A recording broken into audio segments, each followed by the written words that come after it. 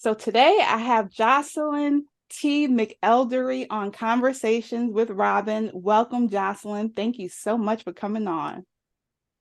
Thank you for having me. It is my pleasure. Yes, yes. Well, Jocelin T. McElderry is the epitome of excellence and achievement in both nursing and coaching.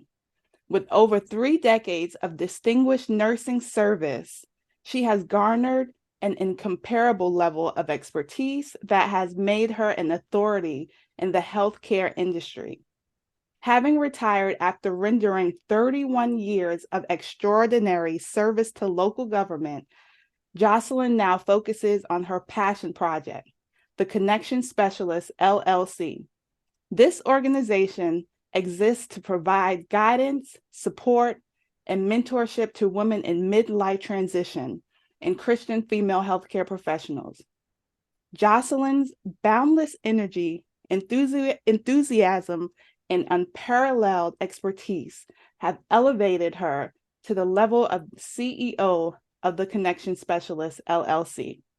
Her exceptional ability to leverage her wealth of experience and extensive knowledge in coaching and consulting has positively impacted countless women who have had the privilege to work with her.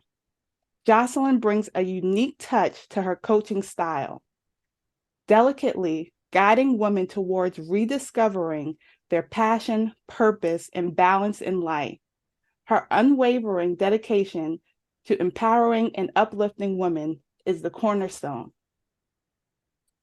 Jocelin, beautiful bio. Have you Thank always wanted to become a nurse? you. Yes, You have.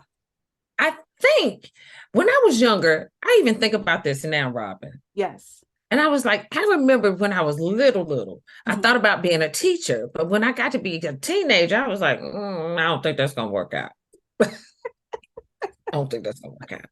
So I said, I think I want to be a nurse because at the time, my father was in the Navy. And I really wanted to join the Navy Nurse Corps. Okay. Because I thought if I join the nurse corps, I can travel on somebody else's dime. Mm, But it didn't quite work out like that. okay. But I still ended up becoming the nurse. But the Yeah. travel part and getting in the nurse corps, that didn't happen. So now, what field of nursing did you specialize in? Community health.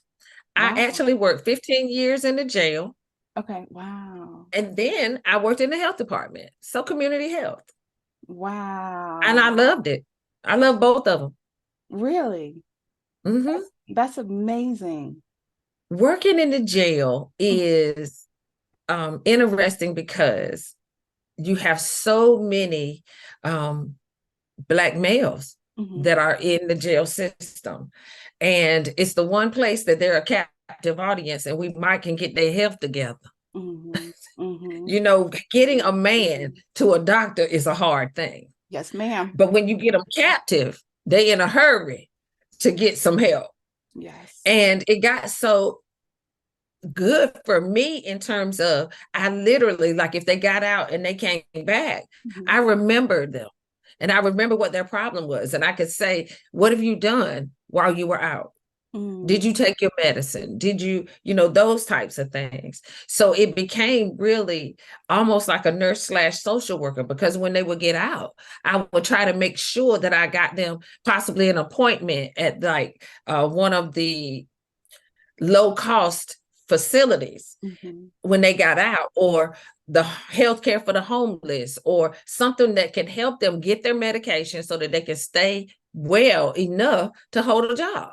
Yes. Because what people don't realize is that people get arrested, Mm-hmm. and that's people with all their problems, Yes. whether it's hypertension, diabetes, a gunshot wound, all of those things. So the thing about nursing in the correctional setting is I get to use every skill that I've ever learned, sometime on one person. Mm. Mm. He had to have a dressing change. He has high blood pressure. He has diabetes, and he's mentally ill. Mm. Yeah. And the same thing with women, they sometimes we find out that they have things going on that they probably would not have known because they were doing the drugs. Mm. And one thing about drugs, it masks what health problems you may have. And their concern is about getting the drugs. It's not about their health. Right. So I realized that was a great place to be to affect change. Did you always see yourself in the correctional facility? No. Okay. How did No. that come about, if I can ask? Okay, so I started out the medical journey at a mental health facility as what's known as a healthcare technician, which is like the CNA for the mental health place. And then I went back to school and I got my LPN, and then I went back and I got my RN. And when I got my RN, they didn't have a space for me in the program that I was working in. So I ended up actually getting a job at women's prison first. And I enjoyed women's prison, but I knew it was only a temporary step because I felt like I needed some hospital experience. So when I left, once I got my license and I left women's prison, I went to work at the hospital. And I realized quickly that was not the place for me.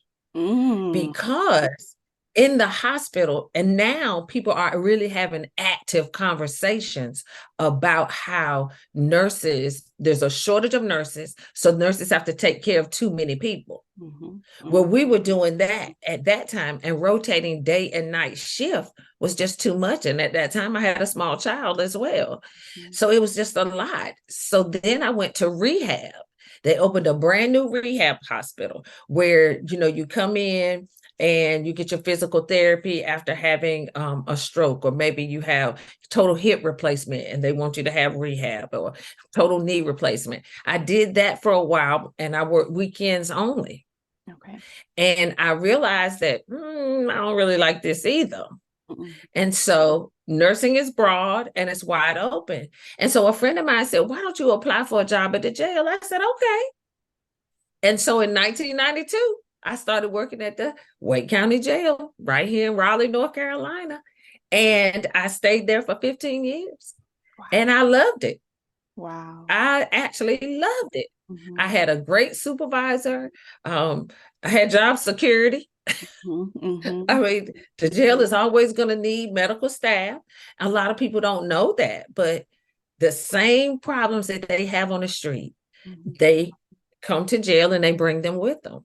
And they don't always have medicine. I had one young lady that she was a terrible diabetic. But when she was out, she was only concerned about her drug use. And she didn't take care of her diabetes. So that by the time she got back to us, it was ridiculous. And I would always try to make sure that she had a place to get an appointment, a way to get her medicine, and make sure that she got better hold on what her problem was. And unfortunately, drug use robs people of logical thinking. Yes. Yes. Yeah, it does. It robs them. And the residual effects of the drug use is difficult because it typically destroys their bodies. Yes. But you don't know that while you're doing the drugs. It's when you no longer have the drugs that you realize that you have all these health challenges going on.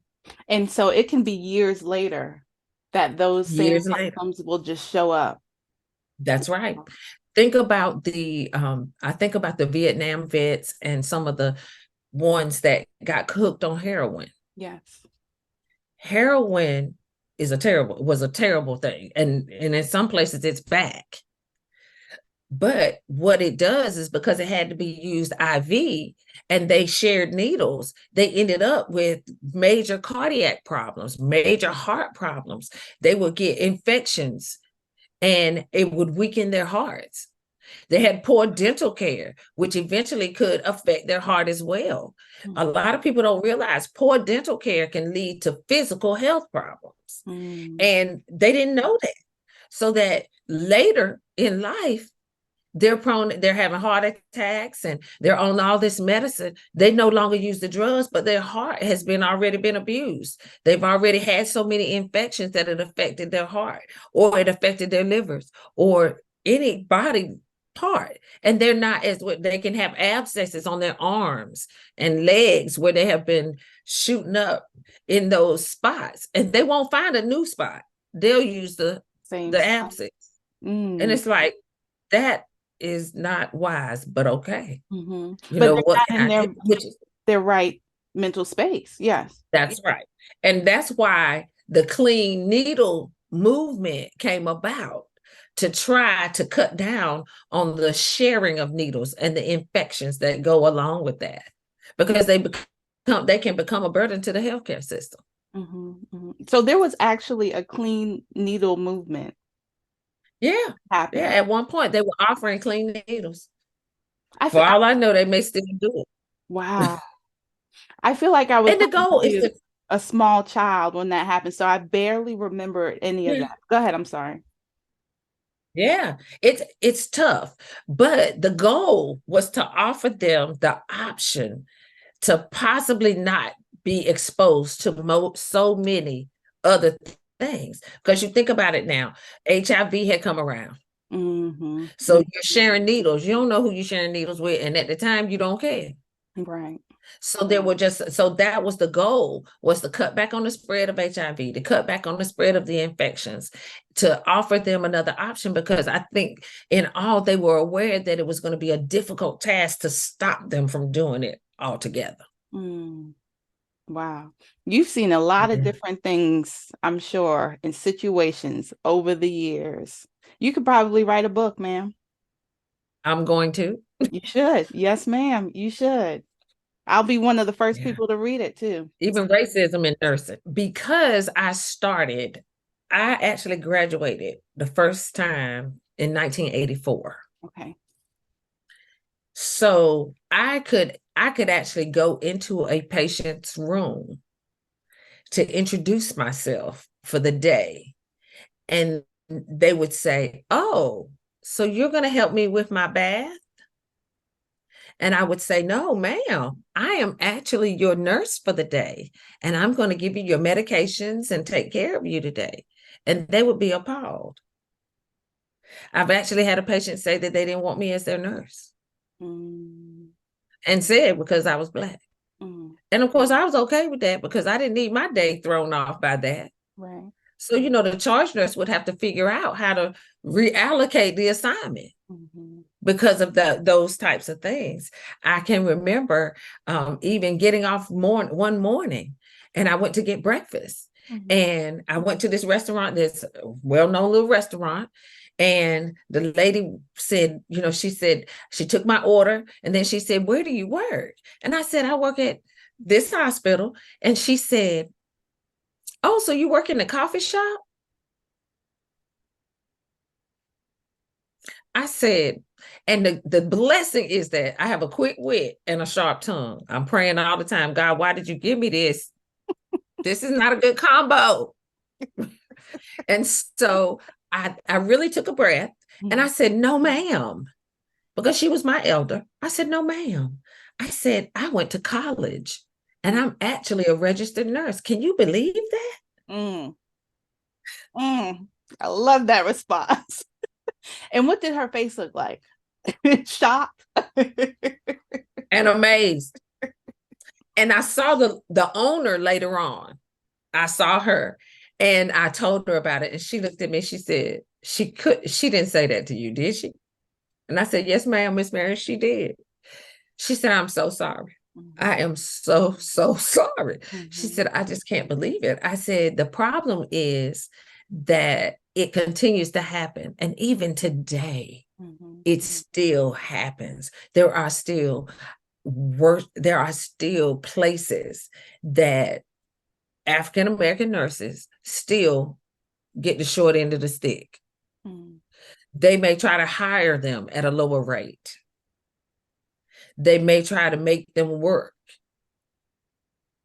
hours or time on their days off when they don't do that to anybody else. So you have to really be mindful.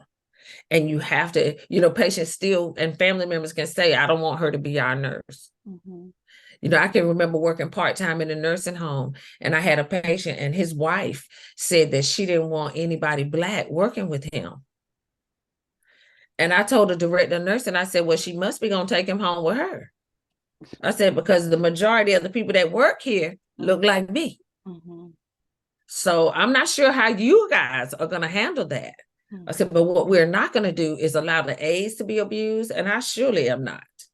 Right. So we might better come up with a plan B, or maybe offer her another facility. Mm-hmm. But it's going to be the same at the next facility, Right. because we are primary health caregivers in a Mm-hmm. lot of these instances. Mm-hmm. Mm-hmm. So if you don't want us, I'm not sure what else you want. Right. Or even more importantly, what you're going to get. Mm. So yeah, it's been interesting. Mm-hmm. And still is happening, like you said, till this very day. Today. Yeah. Wow. Wow. I think we would be past this. Florida is a true representation of it still happening today. Right. Right. Yes. Oof. Yeah. Well, while being a nurse, what was the moment when you said to yourself, this is what I'm supposed to be doing? When I actually watched people get better, Hmm. when I actually could see them taking responsibility for their care, when I watched a pregnant woman that was excited about having her baby because I spent a few extra minutes with her, or to have a patient that was just broken over something that happened, and we could just have a conversation about it, and she could say, I never thought about it like that. That's when it was really, really impressed upon me. And even helping a young girl who was mixed and say to her, listen, what you're not going to do is this. And she say, okay, Miss Jocelin. Or to see a young man who's gotten a girl pregnant that never graduated from high school. And I say to him, sir, you're getting ready to be somebody's father. I need you to do better. I need you to get a job. You've got to take care of a baby now. What are you going to do? And for him to come back and say, Miss Jocelyn, I got 2 jobs. And be excited about it. It was then that I knew I was in the right place. There was a Facebook post that said something like this. I can't say it verbatim, but it said, it's a different Black nurses, they will get you all the way together. All the way. And I love that. I just love that post. And not to say other nurses won't, but it's just something about us that will get you all the way together, in the most proper Listen, way. I'd close the door. Yes. And I say, now listen. Listen, ma'am. Jocelyn, I swear that was one of the comments a few people said too. Said my nurse closed the door and we had a heart-to-heart discussion. And and it's because we see potential in you. And what we won't do is continue to allow you to destroy your life. If there is something that I can say to you, and if you think about it, it doesn't matter what the healthcare system is, we're not going to let you continue to self-destruct if we can say something to you to make a difference. And there were times that I had to close the door. Let me close this door because I don't need nobody to know what we're talking about in here. Because I'm about to get you like your mama. That's right. I'm going to get you. Yeah. As a matter of fact, I told one little girl, I said, I'm about to call your mama and ask her, can I spank you? Because this don't make sense. Yes. This does not make sense. So you have to, it's a caring that we have. And that's what makes us want to do that thing. We know that you can do better. We know that you have the potential to go far. And so you have to release that desire to hang out with that riffraff. Mm. Mm. I love that. Mhm. I love We know that you can go further than where you think you can. This is only temporary. This is not permanent. Mhm. Do not make a life decision on a temporary situation That's right. because we can turn this around. You know, even if you get pregnant and you have a baby, I said, honey, that's just one baby. I did that too. Mm. But baby, I didn't let that become a permanent situation. Mhm. Don't allow that thing to happen to you anymore. Mm. Let's get you some birth control. Mhm. Mhm. Because I need you to go to college because that's what you want to do. Let's do it. Yes. You can do this. You still have the option. You still hold the reins. Mhm. And sometimes that's what it takes because we're not always forthcoming or talking to our moms and dads. Or we might not have a dad. Mhm. And sometimes we might not have a mom. And somebody stopping long enough to say, listen, I care about your future and you can do better than this. So let's find out what we can do to make this better. How Mm. can we change this before it gets too far gone? Yes. Yeah. You're beautiful. Mhm. You can do this. Life brings challenges, but you can overcome all of them. That's right. Yes. Yeah. Mhm. Is there anything you wish you could have done differently while being a nurse? Do more program development Mm. where I actually had time to develop a program that I can meet with them and have conversations and do the hard things because it's hard in a short appointment time to affect a whole lot of change and to be able to connect with them outside of that place. Mhm. I wish I had been more business minded at that time to be able to work on programs that can help change their mind. Because one of the reasons we're in the place that we are now is that we had so many babies having babies. Mm. Mm. So, you know, grandma's only 40 something. So she's not interested in being grandma. Yep. Yep. She's just finding herself. Yes. And Yes. now you want me to be somebody's grandma? Yes. Baby, no. Yes. Ooh, That, wait. Yeah. yeah. And Mm. that's what's happening so much that, you know, we talk about how disrespectful the children are. We talk about how things are, but the problem stemmed generations before that. Right. Right. Yeah. And it just passes along with each Right. And it generation. just keeps going. Yeah. Right. And But I how? learned so much. Mhm. I learned so much. You know, before for years, I thought, okay, the health department and the Medicaid system and all of that stuff. Well, you don't have to do that. And you don't. What I learned though on this journey was if you don't ever see anything different, you do what you see. Yeah. You repeat what you see. Yes. So if nobody shows you anything different, Mhm. you're going to keep doing the thing that you see. Yes.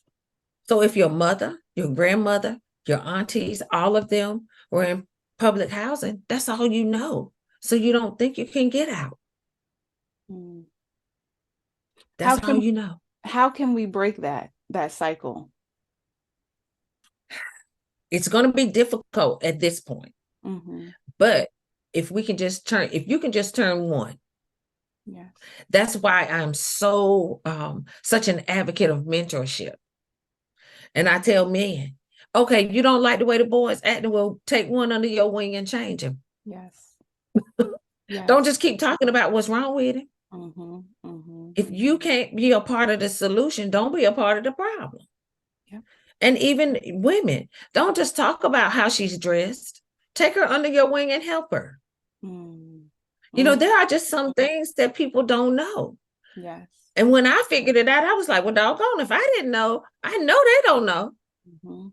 So I'll have the conversation. Yes. There are some things that are privy to women that we don't know. I did a show with another friend of mine, and I was saying, never underestimate the power of a good shaper and a slip. Mm-hmm. But if ain't nobody teaching you about that, why would you wear one? Somebody got to teach you that. Yes. Yes. Somebody got to teach you that. And I was laughing because I told them, we don't wear pantyhose anymore because, you wore pantyhose with tummy control. Right. So that helped. All of that went out the window. All that's gone. But, you can't just point out a flaw without offering some type of solution for it and an explanation why. Like I told a young lady, it's not that I don't want you to show your shape to everybody. I mean, you're not supposed to do that either. But I need you to understand that the clothes are thinner. The material is not what it used to be. The material is cheaper. And that's all I'm saying. You would look better if you had some, help under there. Yes. And she just laughed. She said, Miss Jocelyn, I never thought about it like that. I said, yeah, they're no longer putting lining in clothes. They're no longer doing that. But see, you're also coming from a place of just being genuine, caring, and good intention. That's important too. I feel like too, how it goes where older versus younger, or male versus female, or female versus other female, and where we get the stigma of not wanting to uplift the next generation. But when you're coming from a place of good intention, and you always have to use your gut, that's right. And that's important, and your discernment. But it's okay to be told something. Don't take it personal. Right. Let the person just fly out the window. Don't take it personal, So I totally receive that. Yeah. There's some totally grown people that you can't tell them nothing. Yes, ma'am. And they don't want you to tell them nothing. Yes. And so what example are we setting for our children and those coming behind us? If you are always prickly, then what do you expect for them to be? That's right. Yes. They're going to be prickly because that's what you show them. Yeah. And I say all the time that you need to be the light that you want to see. Yes. Help them. Extend a hand, and don't come from a place of judgment. That's right. Yes. Because baby, they judged you for something when you were young and you was mad about it. It happens in every generation. It doesn't skip one. Yeah. Something that we did back in the day bothered somebody. There was somebody that we didn't listen to that we should have. So you're not that far from them. But I tell you that children and youngsters are great to have around for tech. Yeah. Because they know how to do stuff. They come out the womb knowing how to a 2-year-old, take your phone, find YouTube and commence to watching it. And I'm just like, how? Yeah. Can't even talk. Right. But he got that phone in front of him and he done found his cartoon. That's right. And he will sit there for hours. Yes. Yeah. Now let's shift gears a little bit, because we did talk about connection. What makes you the connection specialist? It started out because everyone declared that I knew everybody. Okay.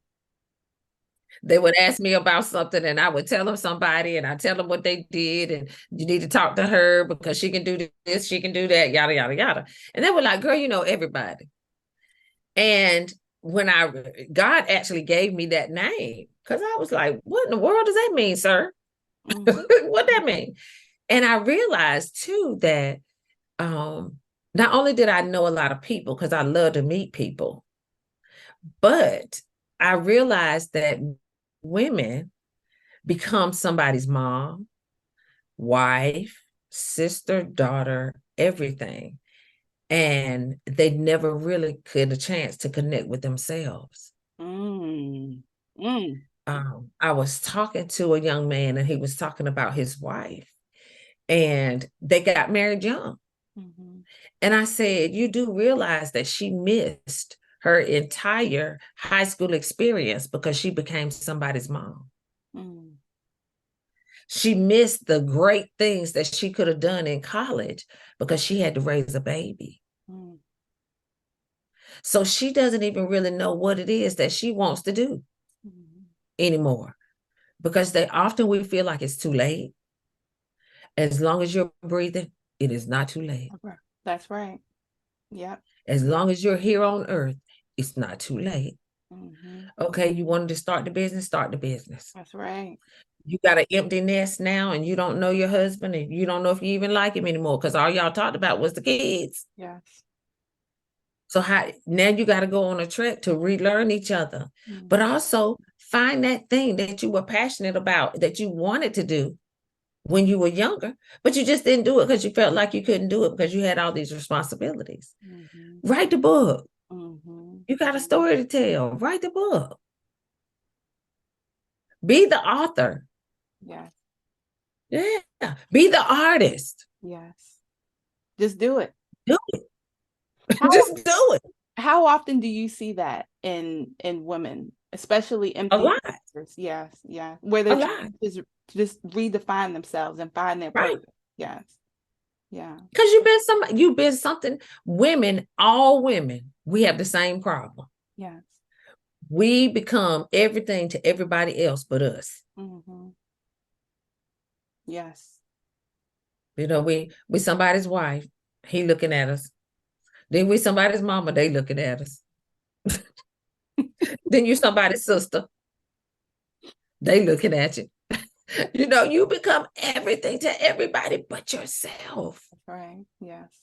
And you've just kind of forgot Mm-hmm. that you're important and you have value in this situation, in this life, and that God has gifted you with something that you need to share with other people. Mm-hmm. But a lot of times we don't even know it Mm-hmm. because we forgot that we have the value that we have.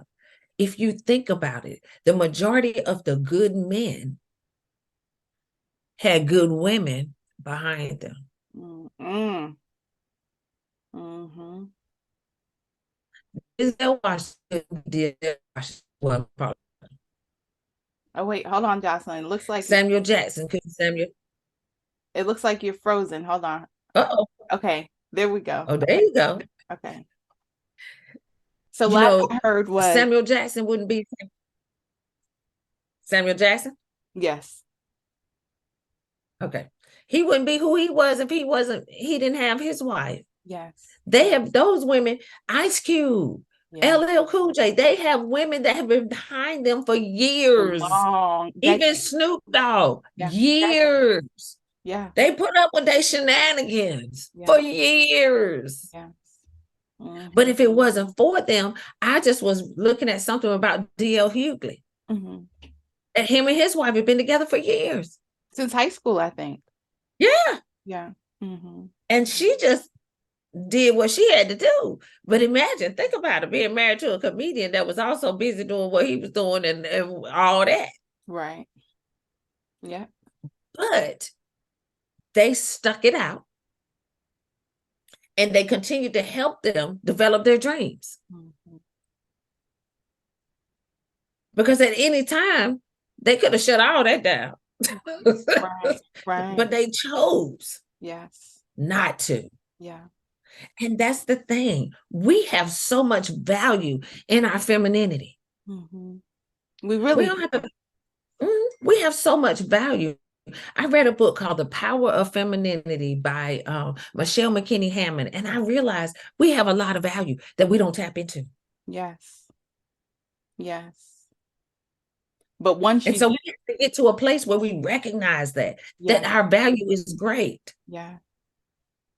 And when you And do, that we can it's yeah, powerful. Yeah. yes, and it's Mhm. unstoppable. Yes, ma'am. So Yes. that's one of the reasons you got to get back to who you were, Yes. or not necessarily who you were then, but who you are now with Yeah. what you know, Yes, ma'am. which makes you better. Mm-hmm. Because we're Too often constantly we don't get changing. into evolving constantly. Yes. I just told someone, he said, well, I've always done whatever it was. And I said, and where did that get you? I know he wanted to hang up on me Right. because, But it's and true. where did that get you, sir? Yes. You have the ability to change the direction of your ship at any time. Yes. Because you're the captain. Yes. Yes. So Yes. what are you going to do? Yes. Are you going to continue to do it the way you always did it? Or you're going to do something different and see what happens? An old person told me a long time ago, it's a poor wind that doesn't change. And we know the wind changes. It doesn't blow the same way all the time. Right. I love that. I love that saying. It's a poor wind that never changes. You got to change. Yeah. All of us Yeah. have to make some changes along the journey.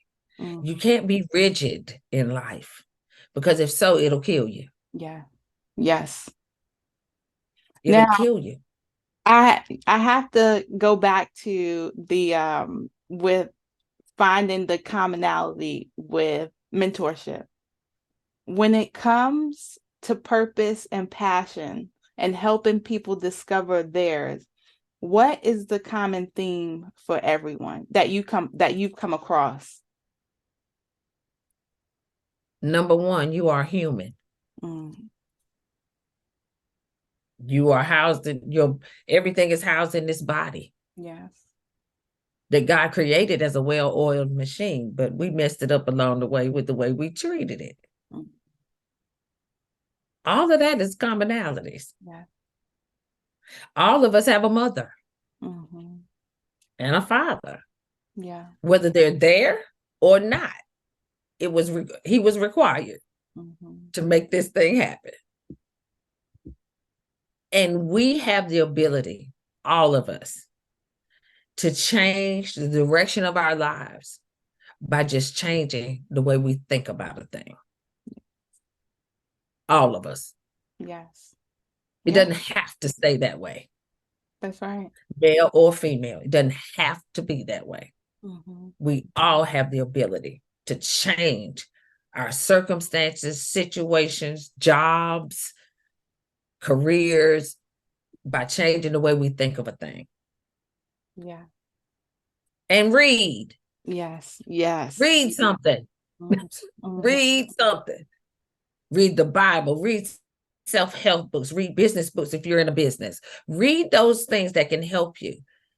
If you're locked, and that's what I also would tell the girls and the children that felt that they were locked in these situations, baby, read a book. You can go anywhere in the world you want if you read a book. And insert yourself into that book and change the way you view things. Yes. That's powerful. That's powerful. Oh, yeah. What was the reasoning behind starting the organization? I realized that I had the ability to help people or to empower them to do things different. And I love to see people excel. I love to see people have aha moments where they just go, I never thought about that. Yes. And even with some guys, I had to say to him, I can remember at the jail, we had a young man and he was doing well. He had a good job, everything. He would end up back in jail. He was always working as a trustee. And I would say, what are you doing back here? He said, I only come here for child support. And I said to him, okay, you got a good job with a good company that you're willing to destroy over child support? And so then I just said to him, I said, listen, how many children do you have? He says, I have 2 little girls. And I said, do your little girls not to deserve to have air in the summer and heat in the winter? He said, well, yeah. I said, do they not deserve a nice place to stay? He said, well, yeah. Well, do they not deserve to get their little hair done every now and then? Yeah. I said, do they not deserve to ride around in a decent car that has good tires? And I said, not made pop tires. And, they deserve to have a car that's going to get them from point A to point B. Do they not deserve that? By the time we stopped talking, he was crying. He said, I never thought about it like that. I said, honey, you stop worrying about what you helping the mama do and think about what you're doing for your babies. They deserve some new shoes. There's some things that they deserve because you're not there. So stop worrying about what the mama doing and worry about your responsibility. Because I said, you love them, right? He said, yes. And I said, so act like it. Right. Because too often they get so caught up in what they think the mama doing with the money. But the same way I tell people about tithes and offerings, your job, God told you to give it. Well, the judge told you to give it. He didn't tell you to run it down and see what she was doing with it. And if she's not doing right by it, eventually it'll show itself. Right. Yeah, that's on her. Right. He got out that day. He paid the money because he had it. Paid the money and got out. And he said, I won't do that ever again. He said, you're not going to see me back here for that. And did you? And I said, nope. Wow. Because I explained it to him in a way that made sense. Yes. You can't worry about what the mama doing. Yes. I love the baby still need what they need. That's right. And I love the way that you broke it down and you level yourself with another person. That takes a lot of experience and coaching and mindfulness to actually do that. I don't think not everyone can do that. That's beautiful, Miss Jocelyn. That's beautiful. Thank you. Yeah. I'm a little different. But you know what? Different is good, and different is what we all need. That's what we need, because not every situation can be approached the same. That's right.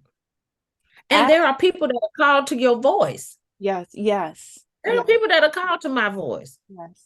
Everybody's not for me. Right.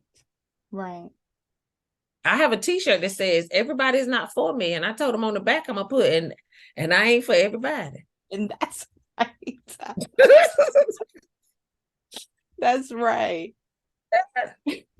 As a mentor for women going through a midlife transition, what are some of the most challenging things that are most common that you see with them? Mindset shift. Changing their mindset to see that they deserve better. And that they are able to do something different. And confidence. And confidence. That's a big one too. Yeah. You got to be confident enough to even accept the mindset shift and operate in it. That's powerful. Yeah. You got to have some confidence. There was a time that my self-esteem was really, really low. Yes. So you could tell me what I deserved, but I had to believe it. Yes. But it wasn't until I did the work that I realized that, wait a minute, this is for me. I'm showing up for me. I'm making the change for me. And I deserve it. That's right. Yeah. Do you feel that confidence is the number one thing that most people struggle with? There are millions of us that have suffered with confidence, because that's the thing that keeps you the most from doing that thing. Yes. That you always wanted to do, thought you could do. Confidence. You have to have the confidence. Think about it. I think about even Joseph in the Bible. Mhm. He had to know that his father loved him so much that he gave him a coat of many colors that he would wear it. Mhm. Imagine being that, you got to be confident enough to put on a coat like that. Yes. And you got to be confident enough to just walk around your brothers with it on. And Mhm. they really don't care for you. You got to be able to. He was oblivious to how they felt because he was confident in himself. Yes. Gotta have that And then confidence. you got to have confidence. Mhm. David had to be confident that Mhm. he could get rid of Goliath. Yeah. He went out there. He said, "Why y'all letting this man bother y'all like this? He talking junk. Y'all just letting him do it. What? A whole army? I imagine." David probably like, y'all got a whole army over here. Y'all just letting him run back and forth and taunt y'all. What are we doing? Enough is enough. Right. But he had to have the confidence. Even his brother tried to send him home. You don't know what you talk about. Go home, little boy. Go back to your sheep. David said, "No, we get ready to remedy this problem. Mhm. Because it seems like y'all can't do it." He Mhm. had the confidence to know Mhm. that he needed to take the shot. Mhm. We have to have the confidence to know that we need to take the shot. You Yes. miss 100% of the shots that you don't take. Yes. Yes. I used to tell my daughter basketball wasn't her first choice in sports. I said, but you got a 50-50 chance, just like the rest of them got a 50-50 chance. Take your 50% chance. Yes. Yeah. We need to make sure that we help, even as children, understand that you got a 50-50 chance, she got a 50. Everybody that shoots the ball got a 50-50 chance. Mhm. Take your shot. That's right. Yes. Yeah. Take your shot. You Yes. have to be confident. And I think that that's one of the things that as women we lack because we have so much that goes on in our life Mhm. that beats us, tears us down, messes with our psyche, Mhm. doesn't help, confidence. I can remember I had a good friend of mine. He would say, "Jocelyn, you're so beautiful." And I'd be like, I would give him a laundry list of things that was wrong with me. Until one day he finally said, "Can you just say thank you? Don't tell me nothing. Just say thank you." But what they did was it taught me how to know that I had some value and that Mm. he thought I did. Mhm.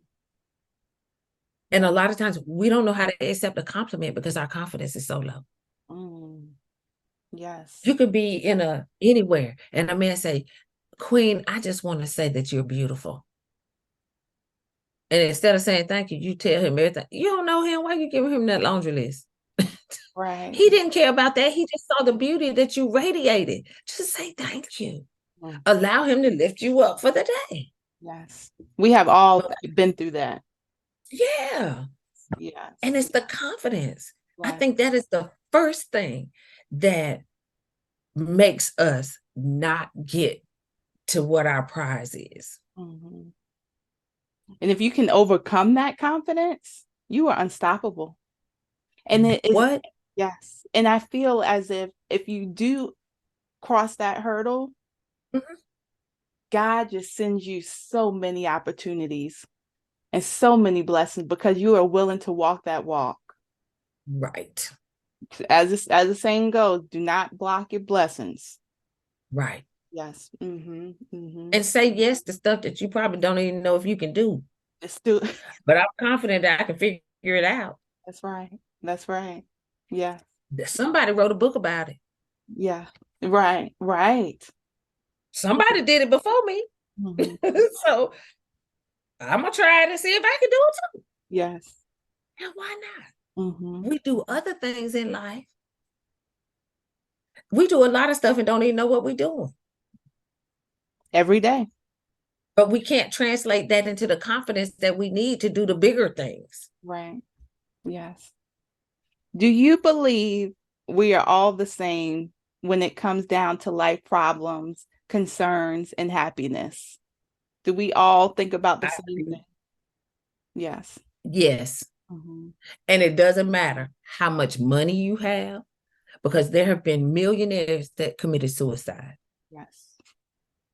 because the mind work hadn't been done. Mm. So yes, Mhm. I believe that all things can affect all things in a way. It just might not be the same way. Mm. But there are things that bother people, all of us. Yes. Some people want the toilet paper to roll from the top. Some people want the toilet paper to roll from the bottom. But when are you gonna get to the point where you say, I'm just glad there's some toilet paper? Yes. I never thought about it that way. I told somebody, a friend of mine, she was like, girl, every time my husband put that toilet paper on there, he put it on the wrong way. I said, baby, be excited about the fact that he put some toilet paper on there. Because he could have left you the cardboard. That's very true. Really? We're gonna fall out over toilet paper rolling off the top of the bottom? Come on, man. We're not gonna do that. We ain't throwing away a whole marriage over toilet paper. Right, right. Well, he squeezed the toothpaste in the middle. I like my toothpaste. Well, give him his own tube of toothpaste. We ain't getting no divorce over toothpaste, man. Oh I mean, goodness. Yes, really? yes. And that's what we do. We'll take a small thing and blow it all out of proportion. Yes. When all we had to do was have a conversation or just get him his own toothpaste. Mm. Mm. My baby daddy, that's our running joke. That's what I call him, my baby daddy. He called me baby mom.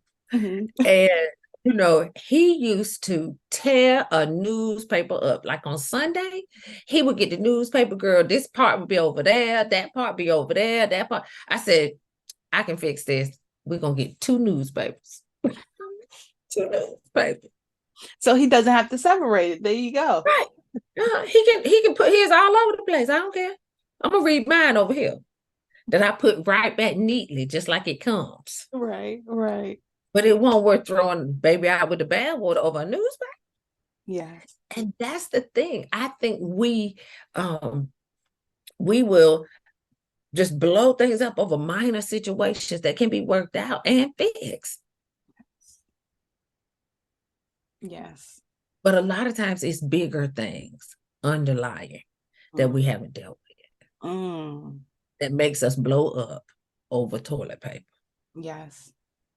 You got to deal with what's underlying first. We as women have to be forthcoming with having conversations. If he says, what's wrong with you? Don't say nothing. Because you mad. Mm-hmm. Mm-hmm. But we also have to teach how to have effective communication. Mm. Conversations can change the world. Just conversations. And if you're comfortable enough to say I do to him, you need to be comfortable enough to have conversations with him. Mm.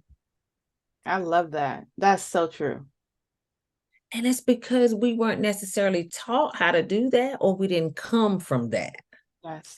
That is a learned skill that we have to work on every single day. Yes. Because we have a tendency, I was just telling somebody this the other day. I said, we have a tendency as women, we won't say nothing. You'll say what's wrong, we say nothing. But then you'll do one thing and we'll start from 1999 and come all the way up to 2023 where everything you did wrong. I said, how fair is that? It's not. It's not. Right. It is not. But we'll do it. Yes. Yeah. We will. He said, you are so right. I said, I am determined. I will no longer do that to a man. Yes. I will sit down, have a conversation with you, as uncomfortable as it may be, and I will risk you walking away from me than to continue to feel this way about you. And it's something that we could have had a conversation about, and all you had to say was, well, I didn't see it like that. Yes. Communication is But the number one thing that breaks up a lot of relationships. Mm-hmm. no matter the relationship. That's right. That's right. It could be That's your right. supervisor on your job. If you Yes. don't have a conversation with them, they don't know that everybody else ain't doing their job. Right. And you're upset because it always seems they come to you for it. Right. Because they know them people don't be working. Mm-hmm. Yeah, but you can't overwork me trying to prove that. You come to me because I'll get the job done. But in the meantime, you're wearing me out. Right. Give some of those people that's sitting over there chilling something to do. Yes. Because now I'm mad with the whole office. That's right. I'm mad with everybody. I'm mad with you because you don't make them do nothing. I'm mad with them because they don't do nothing. Right. Conversations are important. Yes. And we are losing that, this tech world is killing us. Yes. Our kids don't know how to have good conversations with each other because they're too busy texting. Yes. I told my girlfriend, I said, I don't understand how you gonna let your child tell you what they need from upstairs. Yes. That's right. Yes. That, They yeah, text you're you, right. Yeah. baby, you better bring your hips on down here and That's tell right. me what you need. Right. So what we Or not gonna do. right. Or they text in acronyms and you're like, no, see, I need you to actually say what you're needing to say. Spell it out, you know? Because I don't know what I know what IDK, I don't know. But there was a girl that she put a message to me on Facebook and it was a bunch of letters. I said, what that mean? Right. Right. I literally Right. put on there, what does that mean? Yes. Right. I don't live a life of acronyms. I speak words. That's right. Yes. And I told the little baby, I said, use your words. Yes. Because we're getting away from that, just like you said. I don't understand pointing and grunting. Yes. Yes. What would you like? Yes. I don't get that. Yeah. I'm Well, not the one for that. Miss Jocelyn, I have truly enjoyed this conversation. But before we go, I want to ask you a few questions that I've asked all my guests. What or who is God to you? He's everything to me because he gave me an opportunity when he probably should have killed me. Because I did some stuff. But he said, you know what? I'm going to send my son to die for you. Mm. And I only have one child, and I wouldn't give her for nobody. Mm. That made it worth it to me. Mm. I love that. What is Yeah. your spiritual practice? Prayer. Mm. I read my word daily. Mm. You cannot know God's will or his way if you don't read his word. Mm. I do have a fellowship that I attend regularly. I'm a part of prayer groups that we pray. We don't talk about praying, we pray. Mm. The thing is, we have to move aside all of the obstacles that keep us from making our vertical life straight. Yeah. And we allow too many things to come between us and God. Mm. Well, what denomination are you? At the end of the day, I don't see that as a part of a thing to keep us from the Father. Mm-hmm. Mm. I'm a part of the kingdom, Mm-hmm. and I'm trying to get to heaven. Now, if I happen to go through a denomination along the journey, great. But what I'm not going to do is allow anything to stop me from having relationship. Relationship is more important than anything else. Mm. Mm.